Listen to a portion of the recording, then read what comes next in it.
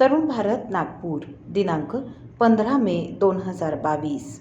आज म्हणतं समाज आणि राष्ट्र जीवनात संघाची भूमिका. लेखक डॉक्टर मनमोहन वैद्य. राष्ट्रीय स्वयंसेवक संघाच्या स्थापनेला 100 वर्ष पूर्ण होत आहेत. 1925 साली नागपुरात संघाची स्थापना झाली. या घटनेला यावर्षी म्हणजेच वर्ष 2022च्या विजयादशमीला 97 वर्ष पूर्ण होतील.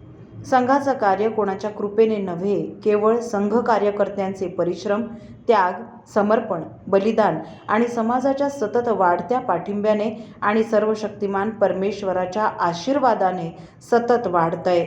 अनेक विरोध, अडथळे आणि संकटांवर मात करून संघाची व्याप्ती, शक्ती आणि प्रभाव सातत्याने वाढतो आहे. त्यामुळे संघाची चर्चाही सर्वत्र होताना दिसते. संघ आपली शताब्दी कशी साजरी करणार याचीही लोकांना उत्सुकता आहे. संघ समाजातील एक संघटना नसून संपूर्ण समाजाची संघटना आहे.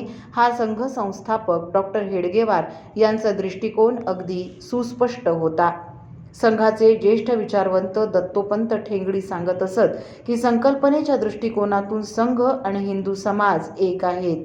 Conceptually RSS and Hindu society are coterminous आणि मानसशास्त्रीय दृष्टिकोनातून ते एकात्म आहेत. Physiologically they are one. त्यामुळे संघाची शताब्दी साजरी करण्याची कल्पनाही करता येऊ शकत नाही. संघ हा संपूर्ण समाज आहे. संघाच्या साधनेला समाजव्यापी करणं हेच ध्येय असलं पाहिजे. डॉक्टर हेडगेवार म्हणायचे की आम्हाला संघाचा रौप्य महोत्सव देखील साजरा करायचा नाही. त्यापूर्वी काम पूर्ण करायचंय. या तळमळीने ते संघकार्य वाढवण्यात संपूर्ण शक्तिनिशी गुंतले होते. अर्थात त्यांना केवळ 15 वर्षे मिळाली. त्यामुळे शताब्दी वर्षापूर्वी संघकार्य पूर्ण करणं हा शताब्दी साजरा करण्यामागचा मतितार्थ असू शकतो. कार्यमग्नता जीवन व्हावे, कार्यपूर्ती ही विश्रांती, असं एक संघगीत आहे. संघकार्याच्या या विस्ताराच्या प्रवासात 4 प्रमुख टप्पे म्हणजे फेजेस आहेत. पहिला टप्पा संघ स्थापना ते स्वातंत्र्यापर्यंतचा विचारात घेतला जाईल, ज्यामध्ये एकचित्ताने, एकाग्रतेने केवळ संघटनेवरच लक्ष केंद्रित केलं होतं. कारण हिंदू समाज संघटित होऊ शकतो, एकत्रितपणे एका दिशेने वाटचाल करू शकतो, एका आवाजात, एका मनाने भारताबद्दल, हिंदुत्वाबद्दल बोलू शकतो, असा विश्वास निर्माण करणं गरजेचं होतं. त्यामुळे यालाच केंद्रबिंदू करून सर्व कामं सुरू होती. त्यावेळी सुरू असलेल्या स्वातंत्र्य चळवळीत, सामाजिक सुधारणा इत्यादींमध्ये वैयक्तिक स्तरावर स्वयंसेवक सहभागी होत असत. पण संघ, संघटना म्हणून संपूर्ण लक्ष संघटनेवरच केंद्रित होतं.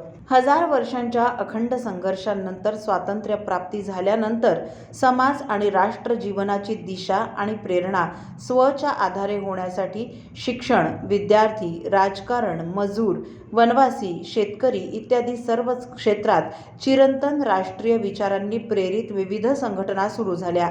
संघटन करण्याचं संघाचं कार्य तर चाललेलं होतंच, पण त्यासोबतच संपूर्ण समाजजीवन व्यापणाऱ्या अनेक जनसंघटना देखील सुरू झाल्या.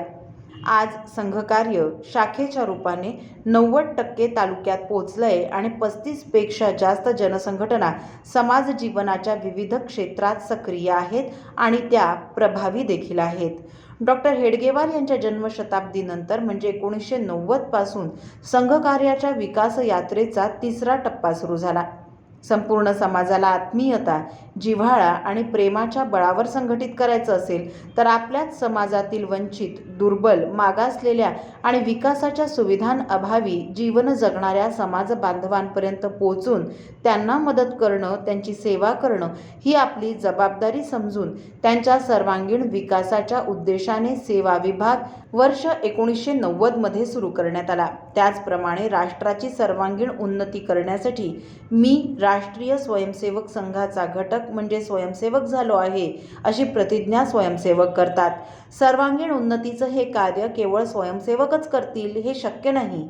समाजात अनेक प्रभावी, चांगल्या विचारांची माणसं आहेत, जी समाजासाठी काहीतरी करू इच्छितात. ती स्वतः समाजासाठी काहीतरी करीत देखील आहेत.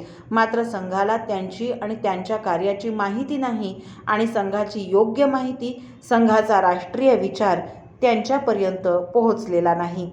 समाजातील अशा प्रभावी व्यक्तींची वैशिष्ट्य, कार्यकर्तृत्व, समाजातील त्यांचं योगदान इत्यादींची माहिती मिळविणं आणि संघाचा विचार आणि कार्य याची माहिती त्यांना देणं यासाठी वर्ष 1994 पासून संपर्क विभागाचं काम सुरू झालं. संपर्क विभागाच्या माध्यमातून नव्याने संपर्क केलेल्या व्यक्ती कदाचित संघाशी प्रत्यक्ष जोडल्या जाणार नाहीत, परंतु संघ स्वयंसेवक या नात्याने आपण त्यांच्याशी प्रत्यक्ष जोडले जाऊ शकतो. परस्पर विचार, अनुभव आणि उपलब्धी यांची देवाणघेवाण होऊ शकते आणि समान हिताच्या विषयांमध्ये आम्ही एकत्र येऊन काम करू शकतो. मिशनऱ्यांच्या धर्मांतराच्या कार्याला आळा घालण्यासाठी वर्ष 1967 मध्ये मध्य प्रदेश आणि ओदिशा विधानसभेत प्रथमच विधेयक मंजूर करण्यात आलं. तेव्हा केंद्रात आणि या दोन्ही राज्यात काँग्रेसचंच सरकार होतं. त्यानंतर साधारणपणे भारतीय जनता पार्टीच्या राजवटीत धर्मांतर रोखण्यासाठी विविध राज्यांमध्ये विधेयकं मंजूर करण्यात आली. याला अपवाद फक्त हिमाचल प्रदेशचा आहे. वर्ष 2006 मध्ये वीरभद्र सिंह यांच्या नेतृत्वाखालील काँग्रेस सरकारने धर्मांतराच्या विरोधात विधेयक मंजूर केलं होतं. काही वर्षांपूर्वी संपर्क विभागाच्या माध्यमातून संघाचे अधिकारी वीरभद्र सिंह यांना भेटायला गेले होते. त्यावेळी त्यांनी हे धर्मांतर विरोधी विधेयक त्यांच्याच कार्यकाळात कसं मंजूर झालं ते आपण होऊनच त्यांना सांगितलं आणि हिमाचल प्रदेशाबाहेर भारतात कुठेही धर्मांतर रोखण्यासाठी त्यांची मदत होत असेल तर आपण त्यासाठी तयार आहोत असंही संघाच्या अधिकाऱ्यांना त्यांनी सांगितलं. वर्ष 2008-2009 मध्ये जेव्हा गौ ग्राम रथयात्रा निघाली तेव्हा अनेक ठिकाणी सर्वोदयी कार्यकर्ते या यात्रेत सहभागी झाले होते. अशा प्रकारे मुद्द्यांच्या आधारावर म्हणजे इश्यू बेस्ड अशा लोकांचं आणि सक्रियता संपर्काच्या भरवशावर केवळ शक्य झालंय.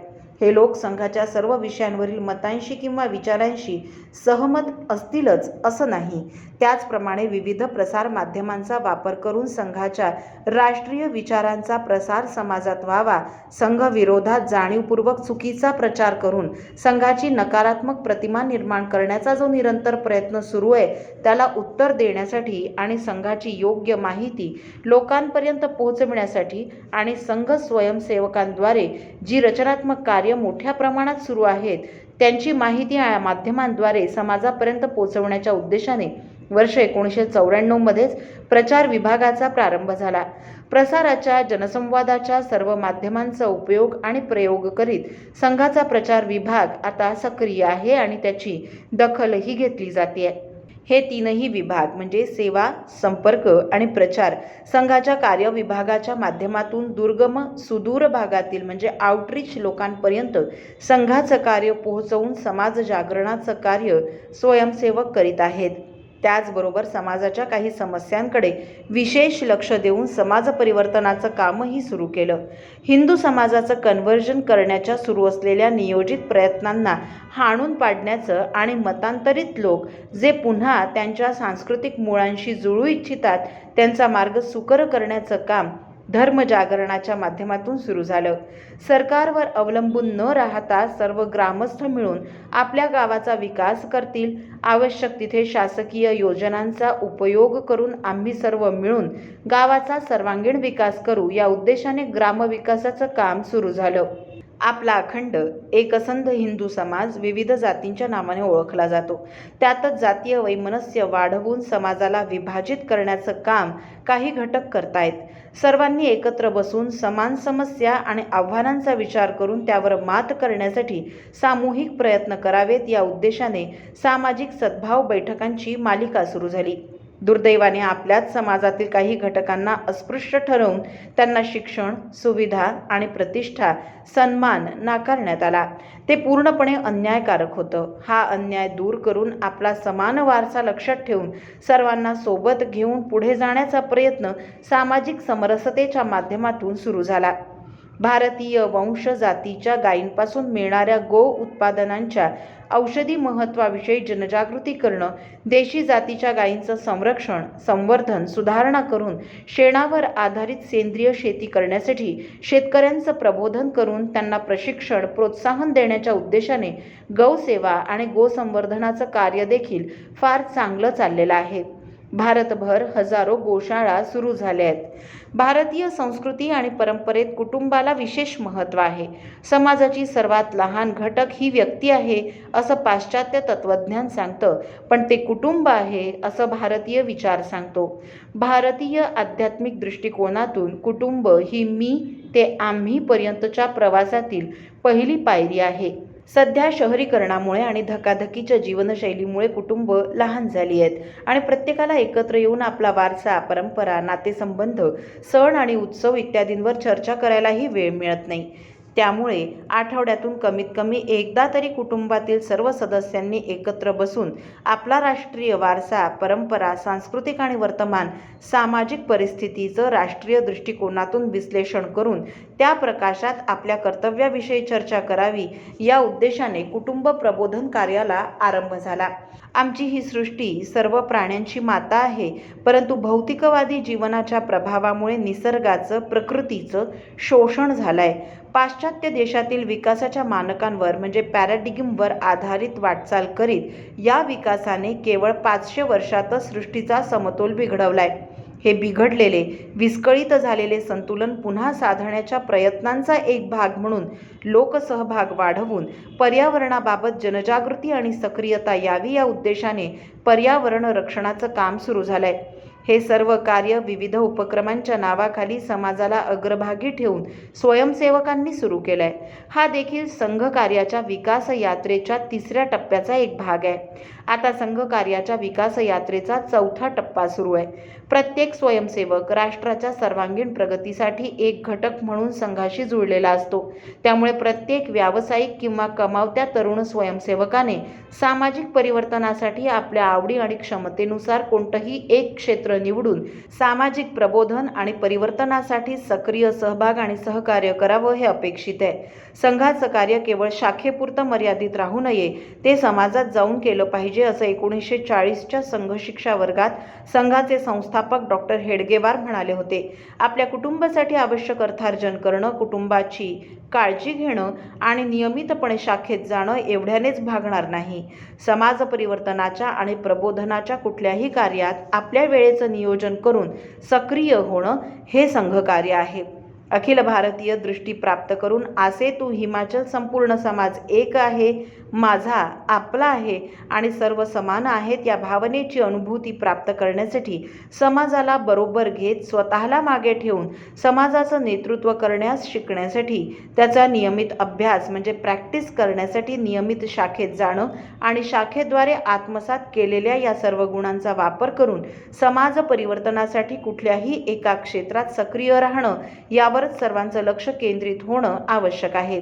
त्याचबरोबर स्वयंसेवकांचं समाजातील अभिसरण वाढलं पाहिजे, ज्यामुळे समाजातील नवीन घटक स्वयंसेवकांच्या माध्यमातून संघाच्या संपर्कात येतील, संघाला समजून घेतील, संघाच्या राष्ट्रीय विचारांना जाणून घेतील आणि समाजाचा एक अविभाज्य घटक म्हणून हिंदू धर्म, हिंदू संस्कृती आणि हिंदू समाजाचं संरक्षण करून या राष्ट्राच्या सर्वांगीण प्रगतीसाठी प्रयत्नशील आणि सक्रिय राहतील.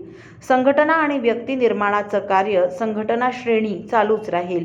याबरोबरच समाज प्रबोधनाचं जागरण श्रेणी कार्यही सुरूच राहणार आहे. व्यवस्था परिवर्तनाच्या दृष्टीने समाज जीवनाच्या विविध क्षेत्रात विविध संघटनांच्या माध्यमातून स्वयंसेवक सक्रिय आहेत. आता प्रत्येक स्वयंसेवकाने सामाजिक परिवर्तनासाठी स्वतःला सक्रिय करणं आणि या सर्वातून संघकार्याच्या पूर्ततेकडे वाटचाल करीत संघकार्य पूर्णत्वास नेणं हाच शताब्दी साजरी करण्याचा उत्तम मार्ग आहे, असं म्हणतं या रविवारी या पुरवणीतील डॉक्टर मनमोहन वैद्य, राष्ट्रीय स्वयंसेवक संघाचे सहसरकार्यवाह यांचा हा लेख आपण तरुणभारत.net या संकेतस्थळावरही ऐकू शकता. असेच अभ्यासपूर्ण आणि चिंतनशील लेख ऐका फक्त डिजिटल तरुण भारतसोबत. त्यासाठी आमच्या यूट्यूब चॅनलला लगेच सबस्क्राईब करा, लाईक करा, शेअरही नक्की करा. धन्यवाद.